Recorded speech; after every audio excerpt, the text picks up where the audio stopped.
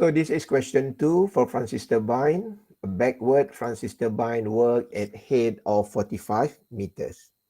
So runner's diameter at inlet and outlet is 90 centimeters and 60 centimeters respectively.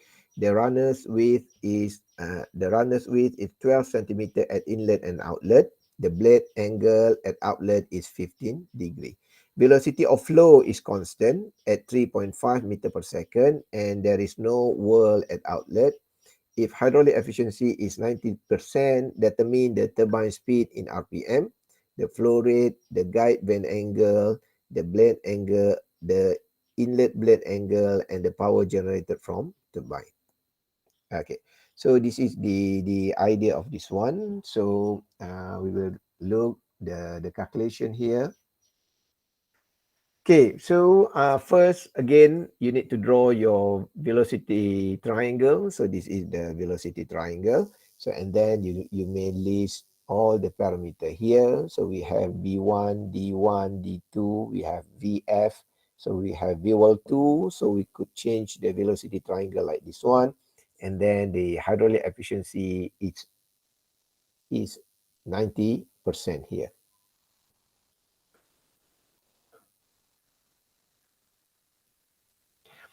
Okay, the first question, the turbine speed in RPM. So normally when people ask you about turbine speed, it's related with this equation. So U equal pi dn over 60. So we rearrange the equation because maybe the parameter of outlet. So number 2 is complete. So we could calculate the value of n by using the parameter of 2, the parameter of outlet here. So to get the value of n, we need to get the value of U2. So and then according to the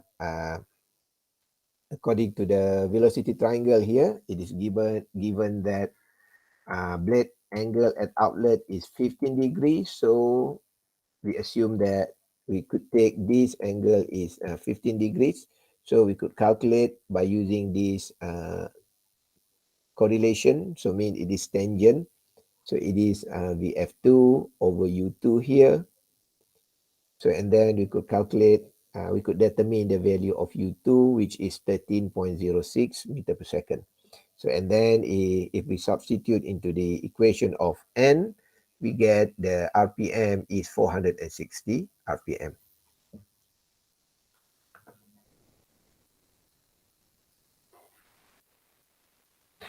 And then we need to calculate the flow rate. So this is just a trick question. So normally we are calculating VF by using this equation. Now the question asks to calculate the value of Q. So we rearrange the value because there are no information about the K here. So we assume K is equal to 1.0.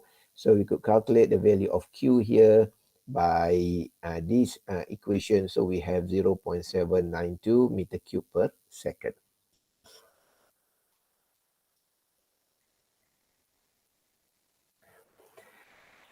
The third one is the guide vane angle. So again, the guide vane angle is actually a vane, a guided vane here, okay, to make sure that the water will flow at a specific angle. So we could determine the angle is here. So and then from the trigonometry, we could have tangent theta by VF1 over V1 like this one. Okay, to solve this problem, so we need to calculate the value of V1 here. And then the trick is you may use the efficiency. So for example, we have hydraulic efficiency, which is 0.9. So and then this is the equation. So we could neglect this term because the V2 is equal to 0. So it is stated in the question. So the equation become this one. So if we want to calculate the value of V1 here, so it could be written like this one. So means that we need to substitute with the U1 here. So U1 can be calculated by this equation. So we get 19.6 meter per second. So and then so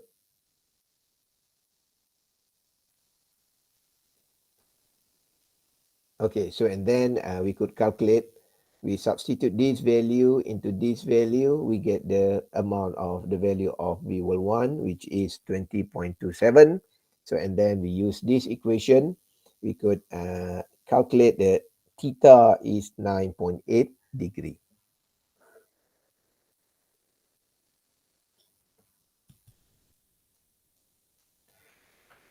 So, and then the inlet blade angle. So inlet means here blade angle. So it's referred to this one. So I think you already know. So from the velocity triangle, we could develop this correlation. So we substitute all the value and then we could get the beta 1 is 79.16 degree.